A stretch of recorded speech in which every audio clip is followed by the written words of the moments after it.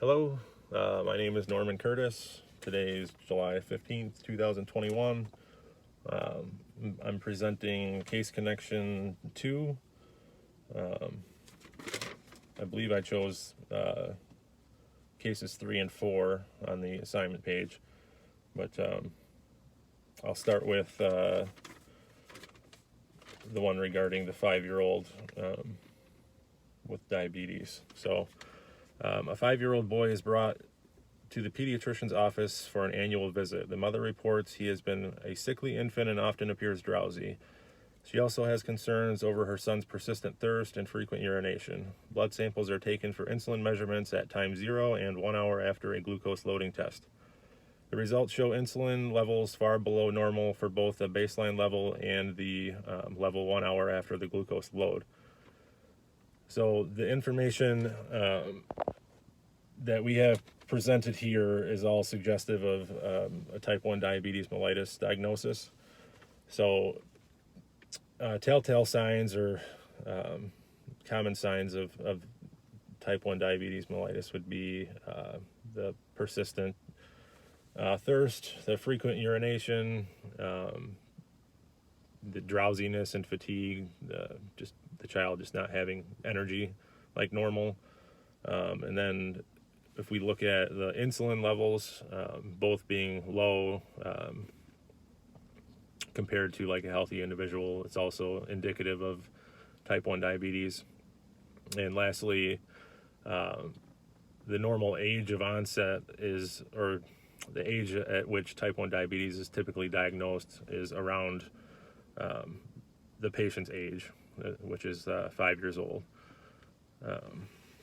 So as for the fasting blood glucose levels, because the patient's body is not producing insulin like normal, the blood glucose levels would be elevated.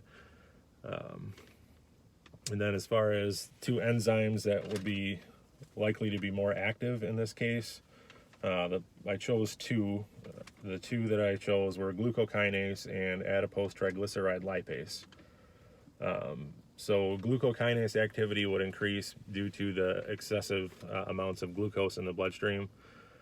So the example I chose was like in a liver cell. So we know that the liver cell has GLUT2 transporters, which will move glucose from outside the cell into the cell.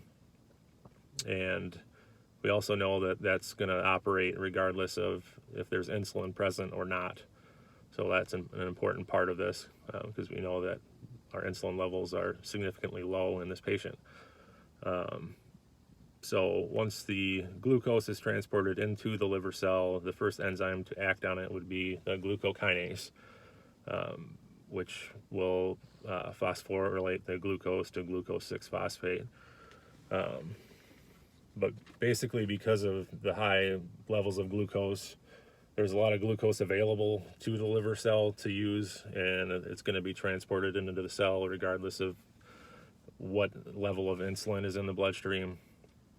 So glucokinase activity would increase. The other one is the adipose triglyceride lipase. So in this patient, because they're not able to utilize glucose in a normal manner, the body needs to find an alternative pathway to provide energy. So the way I looked at it is we're going to increase lipolysis to produce fatty acids that allow the body to use that for energy.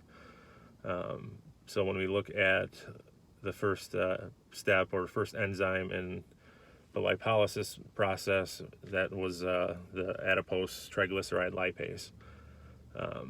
So basically because the body cannot utilize the glucose for energy like it's supposed to, we're going to see an increase in lipolysis and thus an increase in the adipose triglyceride lipase. All right, so for the second case, a previously healthy 2-month-old female presents with jittery spells several hours after breastfeeding. Her mother reports she has not been given anything to eat other than breast milk since birth. The baby has only recently been sleeping for more than 2 hours between feedings, and that's when the mother reports these symptoms started. Lab results are consistent with hypoglycemia, but are otherwise unremarkable. Epinephrine is administered, and there is no increase in blood glucose, but there is an increase in blood lactate. Physical exam shows hepatomegaly. Blood glucose levels increase after breastfeeding, but she cannot maintain blood glucose levels within a normal range during fasting. What is the likely diagnosis? Okay, so we have 4 options. I'll go through the 3 that are not the correct answer, and then we'll talk about glycogen storage disease, which appears to be what's happening here. So the first option was hereditary fructose intolerance. So we know that this isn't the answer, basically, because the baby isn't ingesting any fructose. So the mother stated the baby has only ingested breast milk, and breast milk does not contain fructose. So that eliminates that as an option.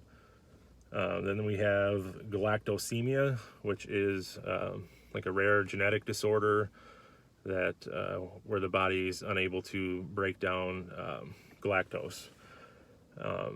So with this type of disorder, you're going to see the symptoms present like within the first couple days after birth.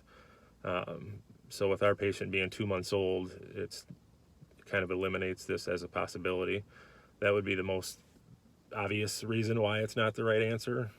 But also, if you look at the symptoms that are present with the patient, they don't line up with the symptoms that are typically present in galactosemia, which some of those would be like jaundice and cataracts or issues with the eyes, none of which we see in our patient. Then we have glucose 6-phosphate dehydrogenase deficiency.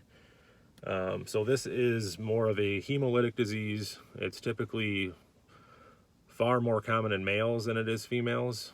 So that's another reason why it's not likely to be the case in our patient here, being the 2-month-old female. And then hypoglycemia is not part of the presentation of the glucose 6-phosphate dehydrogenase deficiency disorder. So that brings us to glycogen storage disease is our only other option, which seems to be the correct answer for the question.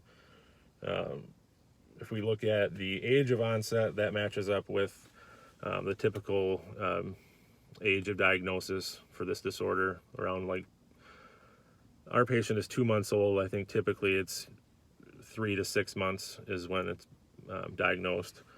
So that lines up. And then you also have the symptoms that are presenting are common symptoms in glycogen storage disorders.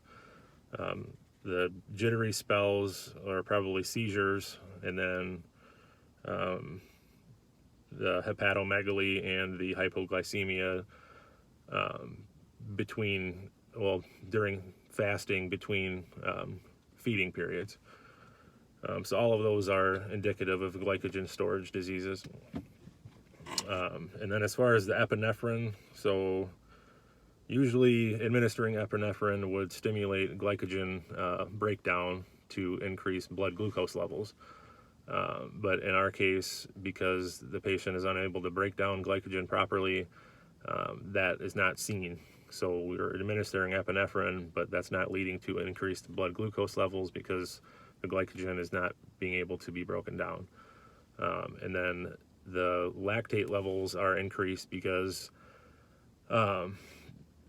basically because the glycogen can't be broken down, the